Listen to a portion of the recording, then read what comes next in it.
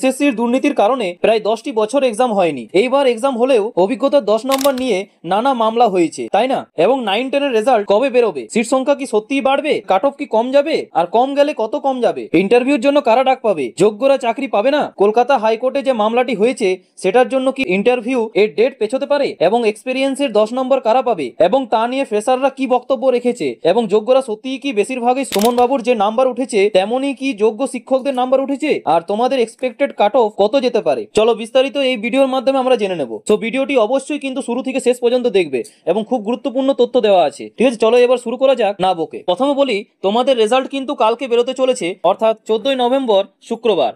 এবার আসা যাক তোমাদের কাট অফ কম যাবে এবং কত যেতে পারে। তোমাদেরকে বলে রাখি যে 11-12 এর কাট অফ এর তুলনায় 9-10 এর কাট অফ কিন্তু অনেকটাই কম যাবে। কেননা তোমরাও জানো যে 11-12 এর সিট সংখ্যার তুলনায় 9-10 এ কিন্তু বেশি সিট সংখ্যা ছিল।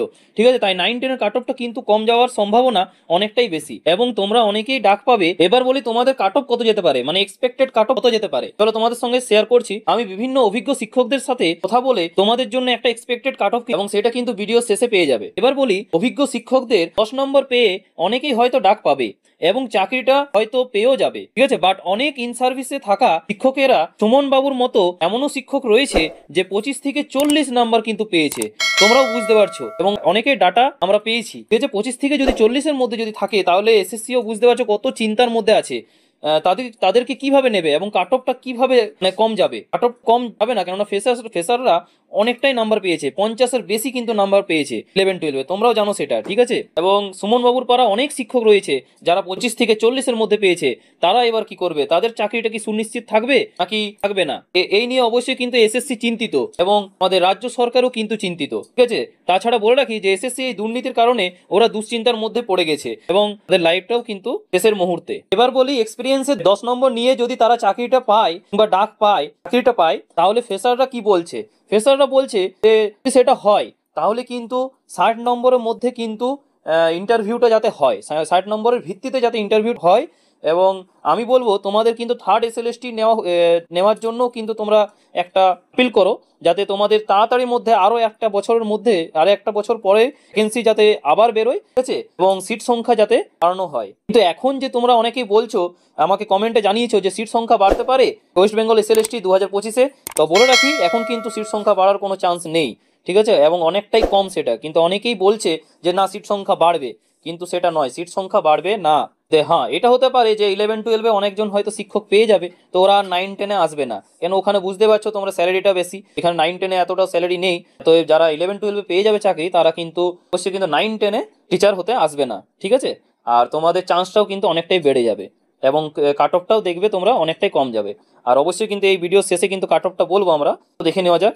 ঠিক আছে, এবার বলি, তোমরা অনেকেই জানো কলকাতা হাইকোর্টে অভিজ্ঞতা 10 নম্বরের ভিত্তিতে যে মামলাটা হয়েছে, ঠিক আছে, ওয়েস্ট বেঙ্গল এসএলএসটির হয়েছে, তা কিন্তু প্রচন্ড হইচইয়ের মধ্যে আছে এবং সেটা কিন্তু বিচারপতি অমৃতা সিনহার নির্দেশ দেন যে 28 তারিখে কিন্তু আবার শুনানি হতে চলেছে এই অভিজ্ঞতা 10 নম্বর নিয়ে। ঠিক আছে, এবং সেটা কিন্তু লড়াইটা কিন্তু ফ্রেশার্স ভার্সেস ইন সার্ভিসে থাকা যারা শিক্ষক তাদের মধ্যে কিন্তু, বুঝতে পারছো, এবং তাদের নিয়মটা নিয়ে বহু এই মামলাটি। সেটা হচ্ছে কি যে 2016-র নিয়মে কিন্তু নিয়োগ হবে না, তোমাদের 2025-এর নতুন নিয়মের ভিত্তিতে তাদের নিয়োগটা হবে নিয়ে কিন্তু প্রচন্ড হইচই চলছে এবং তোমরা দেখতে পাবে ওই 28 তারিখে কিন্তু তোমরা দেখতে পাবে। ঠিক আছে, মামলাটি অবশ্যই কিন্তু এলে কিন্তু অবশ্যই তোমাদেরকে সর্বপ্রথমে কিন্তু জানিয়ে দেওয়া হবে। এবার বলি, এই ওয়েস্ট বেঙ্গল এসএলএসটি 2025 প্রক্রিয়ার ওপর, এর যে পুরো প্রক্রিয়াটির ওপর কোনো প্রভাব পড়বে? আমি বলে রাখি, এটা যেহেতু কোর্টের আন্ডারে হচ্ছে অবশ্যই একটু দেরি হতে পারে, এর কারণে হয়তো একটু পেছোতে পারে ডেট, সেটার সম্ভাবনা কিন্তু অনেকটাই কম। পেছোয় তাও কিন্তু তোমাদের কিন্তু নিয়োগ কিন্তু তোমাদের মানে হবেই, নিয়োগ কিন্তু হবেই। আমার মতে হয়তো পেছোতে পারে, কিন্তু এটা বলছি না যে পেছোবে। ঠিক আছে, কিন্তু পেছনোর চান্সটা অনেকটাই বেশি। এবং তোমরা অনেকেই জানো না যে ইন্টারভিউর আগে কিন্তু ডকুমেন্টস ভেরিফিকেশন কিন্তু হতে চলেছে। ঠিক আছে, আর ডকুমেন্টস ভেরিফিকেশনটা কিন্তু 17 তারিখে কিন্তু চলেছে, ডকুমেন্টস ভেরিফিকেশন হবে, এটা কিন্তু নিশ্চিত। ওটা ওই ডেটের ওপর কোনো প্রভাব পড়বে না। 17 তারিখে ডকুমেন্টস ভেরিফিকেশন তোমাদের হবে কিন্তু। ঠিক আছে, এবং কি কি ডকুমেন্টস নিয়ে যেতে হবে সেটা কিন্তু অবশ্যই কিন্তু আমি একটা ভিডিও বানিয়েছি, যদি না দেখে থাকো তাহলে অবশ্যই কিন্তু ভিডিও শেষে যাবে। ঠিক আছে, জেনে নেওয়া যাক, তোমরা অনেকক্ষণ অপেক্ষায় ছিলে, আমাদের এক্সপেক্টেড কাট অফ কত যেতে পারে 10-এর।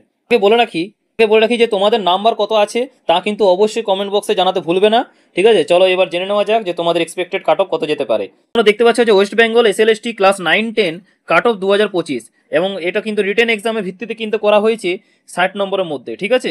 যে সাবজেক্ট ওয়াইজ এবং ক্যাটাগরি ওয়াইজ তোমাদের কাট অফ কত যেতে পারে, ঠিক আছে। এবং তোমাদের যদি এই নাম্বারটা কিন্তু থাকে তাহলে অবশ্যই কিন্তু একটাই চান্স আছে যে তোমরা ইন্টারভিউর জন্য ডাক পাবে, ঠিক আছে। চলো এবার জেনে নেওয়া যাক।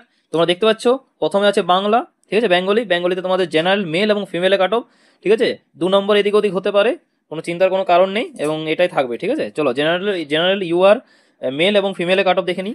প্রথম দেখতে পাচ্ছ ইউআর এ কাট অফ 48 to 50, ঠিক আছে। ইডাব্লিউএস এ যাবে 46 to 48, ওবিসি এ তে যেতে পারে 43 to 45, ওবিসি বি তে যেতে পারে 44 to 46, এসসি তে যেতে পারে 42 to 43, এসটি তে যেতে পারে 40 to 41, পিডব্লিউডি তে যেতে পারে 38 to 40।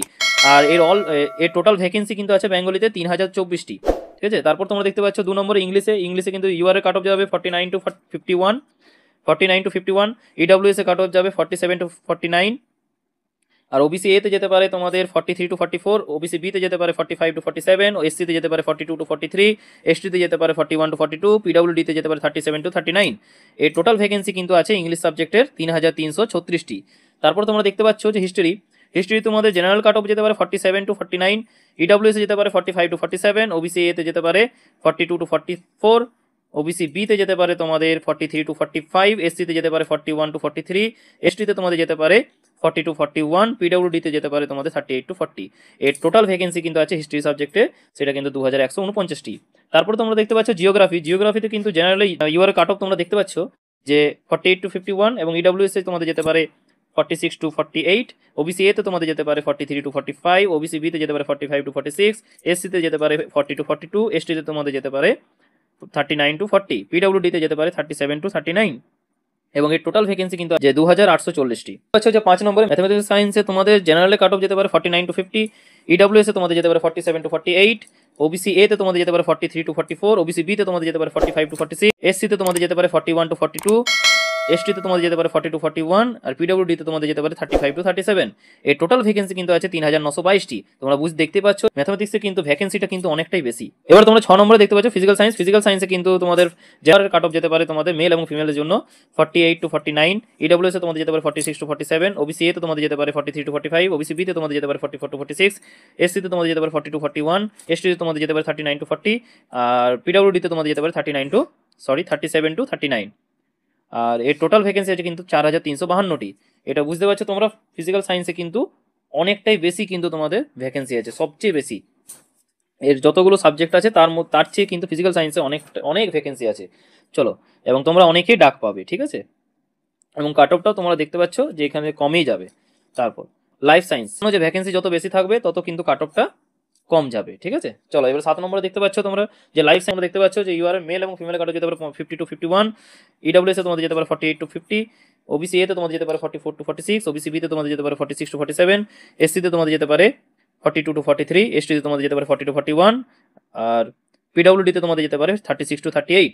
এবং এর টোটাল ভ্যাকেন্সি কিন্তু আছে তোমরা দেখতে পাচ্ছ লাইফ সায়েন্সে 3911টি। তারপর তোমরা দেখতে পাচ্ছ 8 নম্বরে আছে উর্দুতে তোমাদের জেনারেল কাট অফ যেতে পারে তোমাদের 46 to 48, ইডব্লিউএস এ তোমাদের যেতে পারে 44 to 46, ওবিসি এ তে তোমাদের যেতে পারে 41 to 43, ওবিসি বি তে তোমাদের যেতে পারে 43 to 45, এসসি তে তোমাদের যেতে পারে 40 to 41, এসটি তে তোমাদের যেতে পারে 39 to 40, ও পিডব্লিউডি তে তোমাদের যেতে পারে 36 to 37।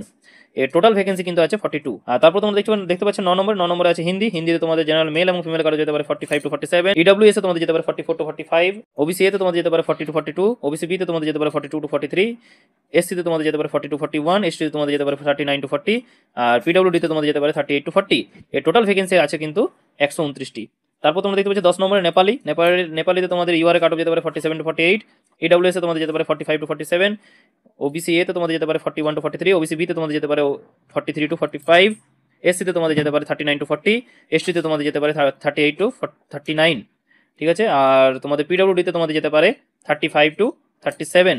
আর এই টোটাল ভ্যাকেন্সি কিন্তু আছে 17টি, ঠিক আছে। এই বলে শেষ করলাম। এর পাশে যদি তোমাদের নাম্বার থাকে কিংবা এর চেয়ে যদি কমন যদি থাকে তাও কোনো চিন্তার কোনো কারণ নেই, তোমরা কিন্তু ইন্টারভিউর জন্য ডাক পাবে, ঠিক আছে। আর তার আগে অবশ্যই তোমাদেরকে বলে দিয়েছি যে প্রথমে কিন্তু তোমাদের ডকুমেন্ট ভেরিফিকেশন হবে, তারপরে কিন্তু তোমাদের ইন্টারভিউটা তোমাদেরকে ডাকা হবে, ঠিক আছে।